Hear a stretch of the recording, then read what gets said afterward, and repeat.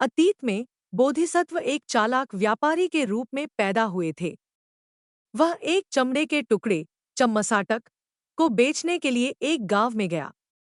चमड़े के टुकड़े की कीमत बहुत कम थी। गांव में बोधिसत्व ने एक लोभी ब्राह्मण को अपने घर के बाहर चमड़े के टुकड़े को फैलाते हुए देखा। यह ब्राह्मण इतना लोभी था कि वह अपने परिवार के साथ मिलकर किसी भी चीज को कम से कम कीमत पर पाना चाहता था। जब बोधिसत्व ने ब्राह्मण को चमड़ा बेचने की पेशकश की, तो लोभी ब्राह्मण ने जानबूझकर बोधिसत्व को गुमराह करने की कोशिश की और चमड़े को बेकार बताया। उसने सोचा कि व्यापारी निराश होकर चमड़ा सस्ते में या मुफ्त में भी छोड़ देगा।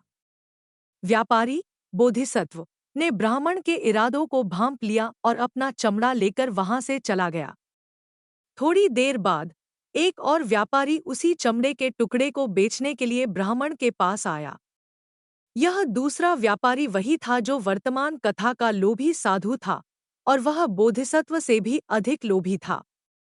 जब दूसरा व्यापारी आया, तो लोभी ब्राह्मण ने फिर से वही चाल चली और चमड़े के टुकड़े को बेकार बताने लगा। इस बार दूसरा व्यापारी, जो अत्यंत लोभी था, उस चमड़े के टुकड़े की वास्तविक कीमत जानता था। उसने सोचा कि अगर वह इस चमड़े को पाने के लिए तुरंत ब्राह्मण को छोटी सी कीमत दे देगा, तो ब्राह्मण बाद में पछताएगा और उसे नुकसान होगा। इस लोभ के कारण व्यापारी ने ब्राह्मण को एक छोटी सी रकम दी और उससे वह चमड़ा ले लिया।